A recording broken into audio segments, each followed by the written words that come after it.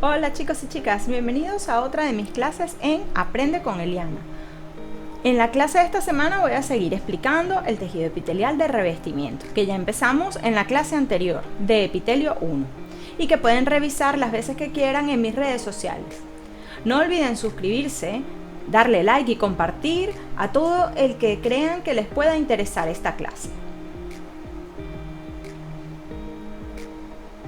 Como ya he explicado las generalidades del tejido epitelial, así como las características de sus células epiteliales, y ya tenemos claro las diferencias entre una superficie celular y otra, pues hoy vamos a continuar explicando las especializaciones de superficies celulares. Y vamos a hablar específicamente de las de tipo o de las de la superficie apical, que son de tres tipos: microvellosidades, estereovellosidades y los cilios. ¿Están preparados? Pues vamos a empezar. Muy bien, vamos a explicar ahora las especializaciones de superficie apical. Las especializaciones son algunas estructuras que podemos encontrar específicamente en cada una de las superficies de las que hemos estado hablando. Vamos a empezar entonces por la superficie apical, que es la que está en relación con la superficie libre del epitelio. Este tipo de especializaciones me pueden servir para dos cosas. Me pueden servir para aumentar la superficie de intercambio con la superficie libre y las células epiteliales, o para movilizar cosas a través o por encima, mejor dicho, de este epitelio.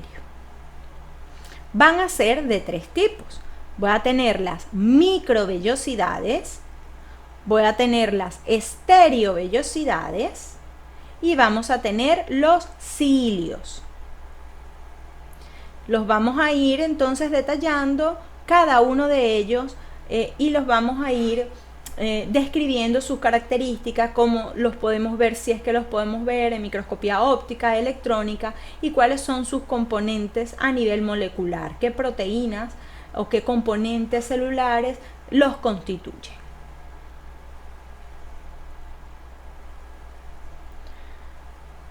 La primera, a la que les voy a explicar, van a ser las microvellosidades. Todas estas especializaciones de superficie apical van a representar o van a ser prolongaciones citoplasmáticas. Y cuando digo prolongaciones del citoplasma, pues estoy incluyendo también a que tienen parte del citoesqueleto. Y depende de la función que vayan a ejercer, esa parte del citoesqueleto va a variar y le va a dar una función diferente a esa prolongación citoplasmática. En el caso de las microvellosidades, van a ser cortas e inmóviles, y su función va a ser más bien aumentar el área de intercambio entre la superficie libre y la célula, como ya les había dicho. Muchachos, ya se habrán dado cuenta que para saber de tejidos, para aprender tejidos, tengo que recordarme mucho de la célula, de cómo está constituida la célula, cuáles son y cómo funciona una célula, porque si no, nos cuesta más a la hora de yo explicar o de que ustedes vayan a estudiar tejidos, cualquier tejido básico. Y si no lo tienen bien claro, luego no van a entender bien tejido, no se lo van a poder estudiar bien, y les va a costar más seguir avanzando en la histología. Si yo les he dicho que son prolongaciones inmóviles, cortas, y que esa inmovilidad además, como es para aumentar el área de intercambio, les digo además que este tipo de especializaciones son rígidas, son cortitas, pero son rígidas. Entonces, ustedes ya se están acordando de su biología celular y saben cuál es el elemento del citoesqueleto que le proporciona rigidez a la célula. Y es la actina, microfilamentos de actina, que dentro de un ratico lo vamos a ver en los constituyentes moleculares de este tipo de especialización. Al microscopio óptico, la presencia de microvellosidades pasa casi desapercibida, porque son muy cortitas. Generalmente existen dos localizaciones en donde, como son un poco más, son abundantes, muy abundantes, están muy juntitas, entonces las podemos ver, pero como un reborde, un pequeño delineado, con mucho ojo, con una buena lámina, de una buena técnica histológica y un buen microscopio y mucha buena voluntad, podemos ver ese borde distintivo como unas estriaciones verticales. Esas dos localizaciones van a tener una nomenclatura especial, que es la chapa estriada, característica del epitelio intestinal. Entonces, cuando ustedes escuchen chapa estriada, es microvellosidades, pero del epitelio intestinal. Es específico ese nombre para el epitelio intestinal. Aquí les traje una fotografía que las vamos a poner con la lupa para poderlas ver, que tomé yo con una cámara digital de esas viejitas en un microscopio óptico, y el corte está coloreado con colorante de rutina, ¿verdad? Hematoxilina eosina u HE, que también le denominamos. Entonces, fíjense, este corte se los tengo que explicar porque como estoy hablando de prolongaciones citoplasmáticas, entonces de pronto se pueden confundir. Y fíjense, chicos, que toda esta estructura que está aquí tiene muchísimas células, que son los puntitos que están, los más oscuros, ¿verdad? Los más basófilos, que se pueden observar. Entonces, estas son vellosidades intestinales. Las vellosidades intestinales van a estar, es un tejido conjuntivo que está revestido por un epitelio. Cada una de estas óvalos que están aquí son núcleos de una célula epitelial. Entonces, esto que está aquí es muchísimas células epiteliales, una al ladito de la otra. ¿Qué les digo yo que tienen que ver como un reborde? Si me fijo bien, como les digo, con mucha buena voluntad, aquí yo puedo ver que hay un reborde que es un poquito más rosado, un poquito más acidófilo. Y eso será la chapa estriada. Casi no se ve en microscopía óptica. Solamente cuando están muy juntitas, yo las voy a poder observar. La otra localización especial, ¿verdad?, que tienen las microvellosidades va a ser justamente a nivel del riñón, de los túbulos renales. Y allí las microvellosidades se van a denominar ribete en cepillo. Pero el ribete en cepillo cuesta un poco más verlo porque los túbulos son más estrechos y hay menos probabilidad que en toda la extensión de la vellosidad intestinal, que es más grande. Se lo voy a enseñar para que ustedes vean, pero verdaderamente poco es lo que se puede observar. Además, este corte en particular quedó muy acidófilo, por lo tanto cuesta muchísimo ver algún tipo de reborde. Si en la chapa estriada tenía que haber mucha buena voluntad, aquí muchísimo más, ¿verdad? Es estas que están acá, ¿verdad? Unos rebordes de paso que tiene artefactos que están llenas de, están ocluidas un poco los túbulos de estos, las luces, perdón, de estos túbulos. Por aquí se logra ver un poco. Entonces, pero les traigo estos ejemplos para que vean que es tan pequeñita la microvellosidad que es casi imposible poderla apreciar en microscopía óptica. Fue justamente con los estudios de microscopía electrónica que se dieron cuenta que había muchísimas células que tenían microvellosidades, pero que las microvellosidades eran únicas o muy irregulares, una y por allá bien lejos del plasmalema o otra. Entonces, si es difícil poder observar cuando son más altas, uniformes y muy juntas, que es como más o menos se pueden ver en la chapa estriada y en el ribete en cepillo, pues si son cortas, irregulares y muy escasas, no se van a ver para nada en el microscopio óptico, solo fueron evidentes en microscopía electrónica. Para entender mejor entonces cómo están constituidas estas microvellosidades, vamos a ver a nivel molecular qué proteínas, qué estructuras va a formar el centro de estas microvellosidades.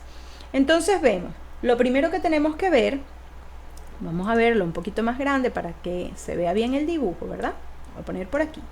Lo primero que tenemos que ver es que por debajo justo del plasmalema se van a formar unas microfilamentos de actina que les he dibujado aquí de azul celeste, que van a estar en dirección horizontal. Estas me van a formar una estructura junto con otra proteína, que son estos que están acá, que es como una malla, ¿verdad?, que se denomina espectrina. Y toda la estructura, los microfilamentos de actina horizontales, anclados y estabilizados por la espectrina, se denomina velo terminal. De este velo terminal van a partir, se van a polimerizar los microfilamentos de actina verticales, que me van a ir formando la prolongación de la superficie apical de la célula epitelial. Estos microfilamentos de actina verticales se van a anclar en su porción más apical con una proteína de membrana denominada villina. Además, por los lados también se estabiliza, se anclan estos microfilamentos al plasmalema a través de otra proteína denominada miosina 1. Internamente, entre un microfilamento de actina y otro, también existen muchas proteínas que anclan y estabilizan, hacen más rígida, ¿verdad?, esta estructura. Van a ser la espina, la fimbrina y la fascina. Entonces, se lo puse aquí con colores, porque para que lo vean más gráficamente rapidito.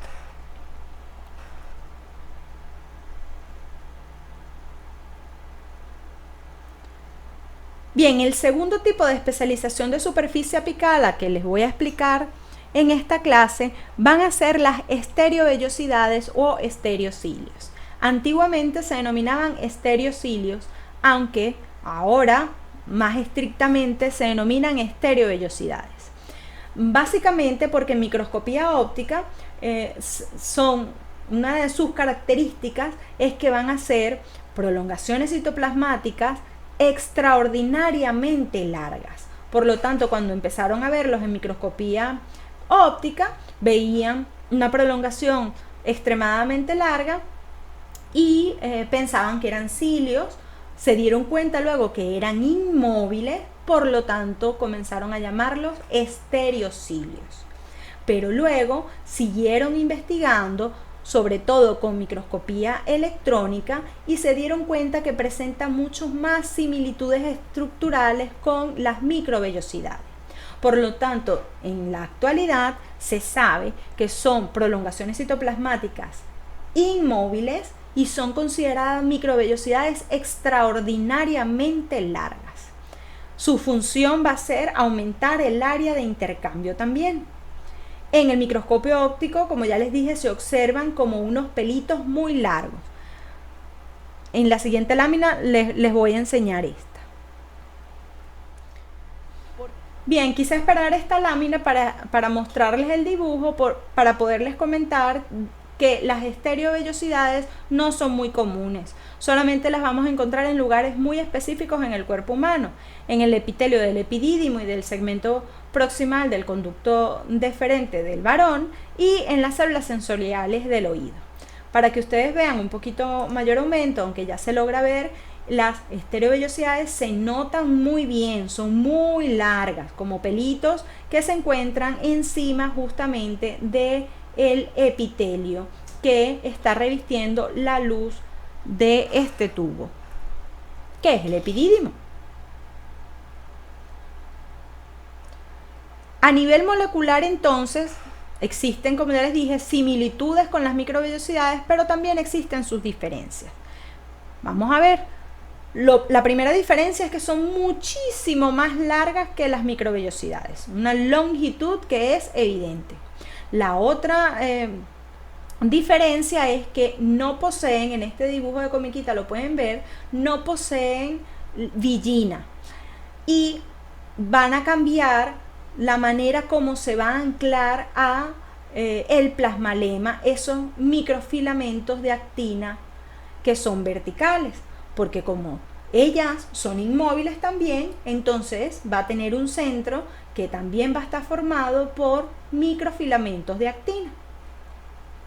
Entonces les voy a poner todas las cosas aquí para yo poder aumentar y irles explicando mejor. Fíjense, entonces no tiene villina.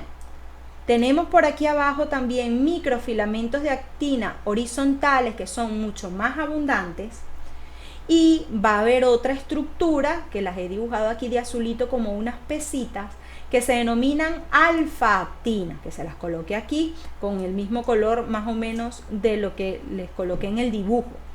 Esta alfa-actina me va a servir para estabilizar cada una de estos microfilamentos, tanto los horizontales como los verticales entre ellos. También fíjense que al no poseer la villina, ellas van a estar ancladas, esta superficie un poquito libre, sin embargo van a mantener el anclaje con otras proteínas. En las microvellosidades eran la miosina 1 y aquí va a cambiar esa proteína y va a ser otra que es la ersina. Y de la misma manera va a tener también espina y fimbrina, pero no va a tener fascina como las microvellosidades. Y estas me van a estar anclando y estabilizando los microfilamentos entre ellos. Otra característica que tiene, que es diferencial, es que su salida a veces va a ser un poco irregular. Pueden tener una prolongación muy ancha en la base y que luego se va a separar en dos prolongaciones. Esto requiere de una estabilización adicional. Estos van a ser, esas salidas muy anchas se van a denominar protusiones. Y luego se me van a formar también puentes celulares. Este que he dibujado aquí es un puente celular muy amplio, por lo que requiere una estabilización y un anclaje con la alfa-actina, pero también pueden haber otros puentes celulares más pequeños que no requieren este anclaje. Bien.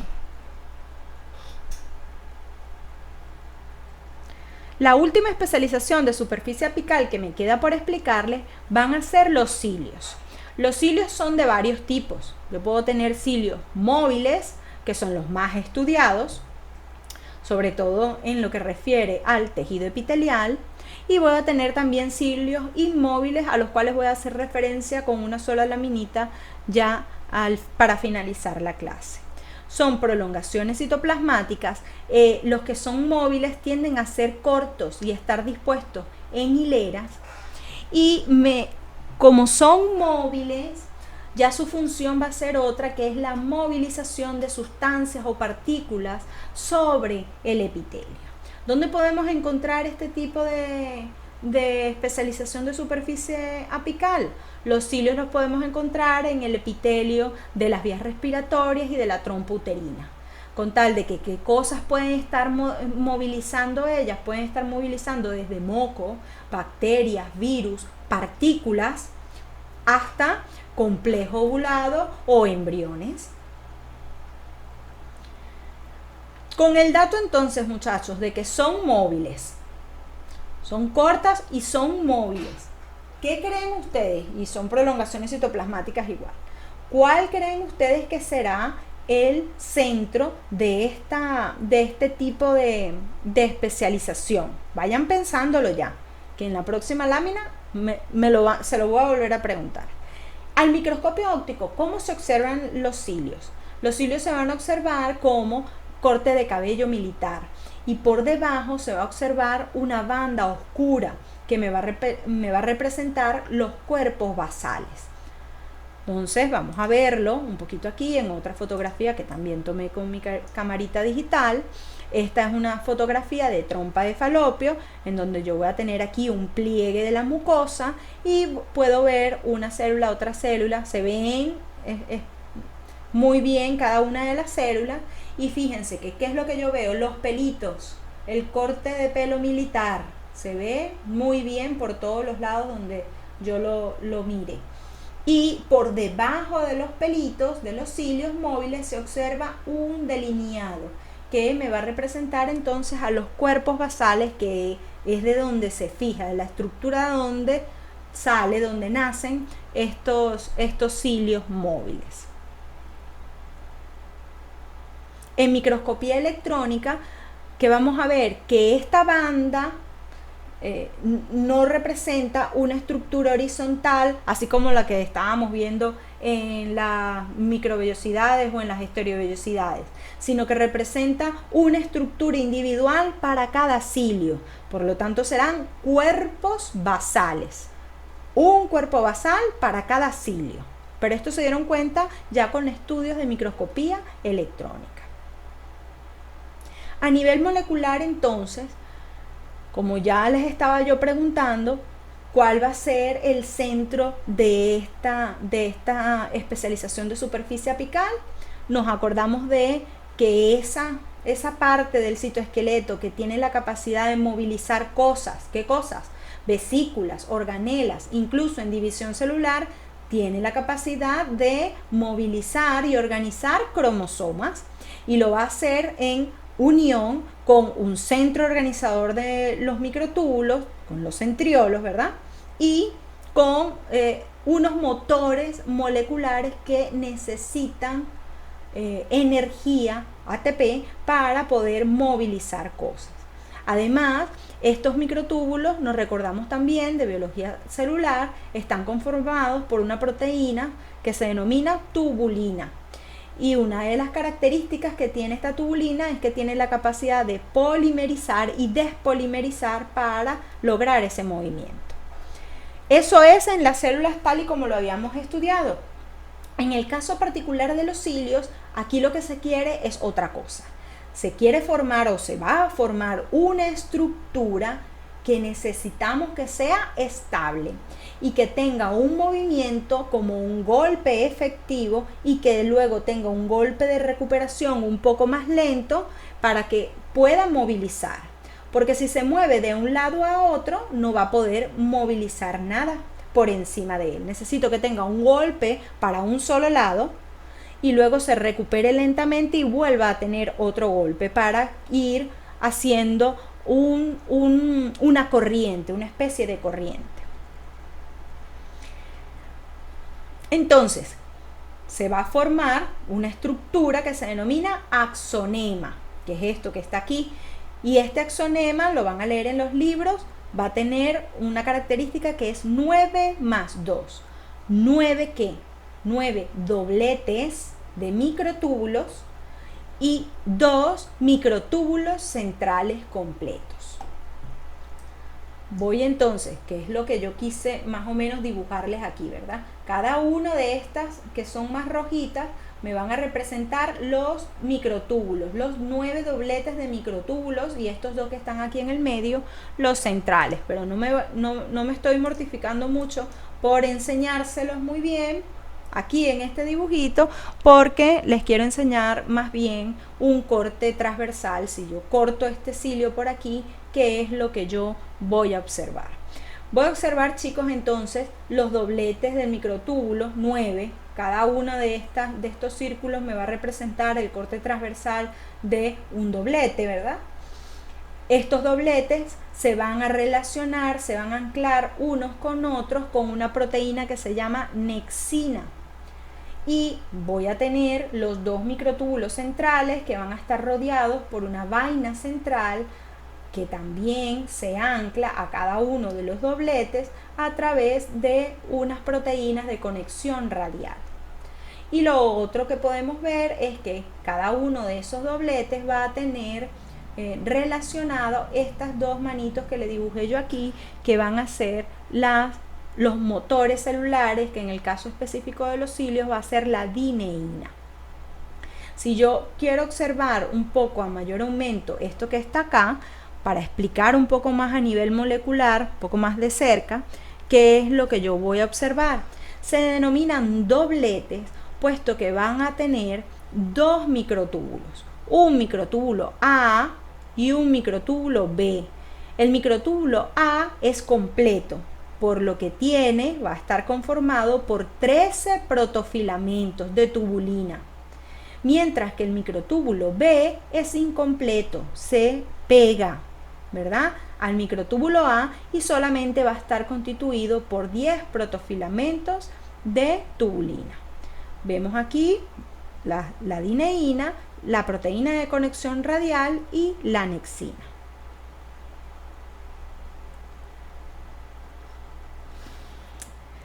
El cuerpo basal del que estábamos hablando hace rato, que se veía en microscopía óptica como una banda y en microscopía electrónica se dieron cuenta que era una estructura para cada cilio, no va a ser otra cosa que un centriolo modificado. Va a actuar como un centro organizador de microtúbulos para cada cilio, un centro organizador de microtúbulos, y me va a formar una estructura que se denomina entonces cuerpo basal. Si yo hago un corte transversal, ¿qué voy a ver? Voy a ver que primero no tiene los dos microtúbulos, ni la vaina central, ni las proteínas de conexión radial. No va a tener tampoco dineína, por lo tanto, porque esta parte de acá no necesita movilizarse, sino es más bien para dar soporte a la estructura móvil que tiene por arriba.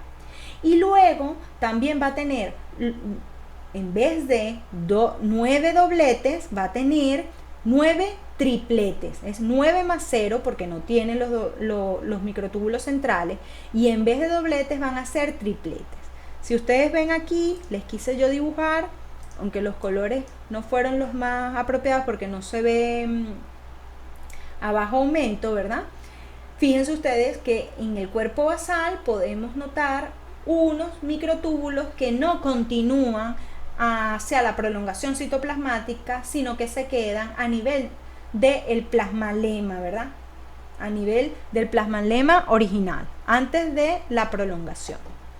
Se ha estudiado mucho estos cilios, los movimientos y su estructura a nivel molecular, y actualmente se sabe que existe la presencia de estructuras que se van a asociar con estos cuerpos basales, que me van a fijar toda la estructura al plasmalema y le van a dar cierta estabilidad. Estoy hablando de la lámina alar, que es esta que está aquí, que se pega al plasmalema con el cuerpo basal, al pedúnculo basal, y más abajo, que no la he dibujado, la raíz estriada, que va a relacionar y va a anclar toda la estructura del cilio con el resto del citoesqueleto celular.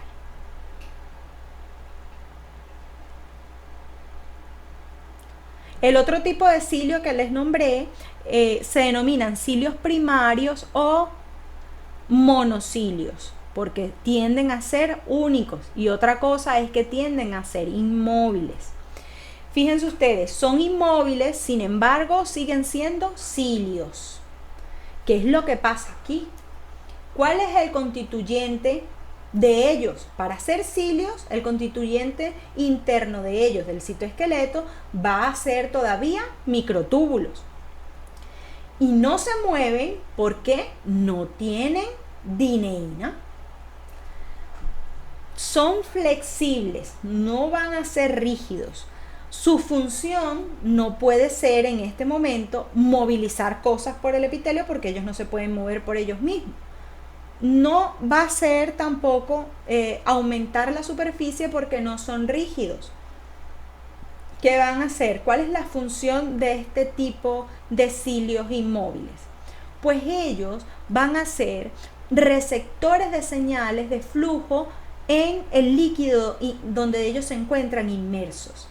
Necesitan moverse porque necesitan responder al movimiento del líquido donde ellos están, y de esta manera van a actuar como una antena sensitiva. Tienen una localización muy variada, aparecen en una gran variedad de células y también aparecen en muchas células epiteliales. Este tipo de cilios no lo van a encontrar en literatura antigua. Este tipo de cilio lo van a encontrar en literatura, en libros muchísimo más recientes, de investigaciones muchísimo más recientes. ¿Se localizan dónde? En red de testis, epéndimo, el epitelio de las vías biliares y células ciliares del oído interno. Y bien, chicos y chicas, con esto terminamos con esta clase de epitelio 2. En la próxima clase seguiremos avanzando con otras especializaciones de superficie. Espero que mis clases les sean de mucho provecho, que pueda ayudarles a entender las cosas un poco mejor y que, si es así, la compartan, me sigan viendo y me pidan más clases de lo que necesiten para podérselas preparar. Y nada, pues nos vemos prontito. Chau, chau.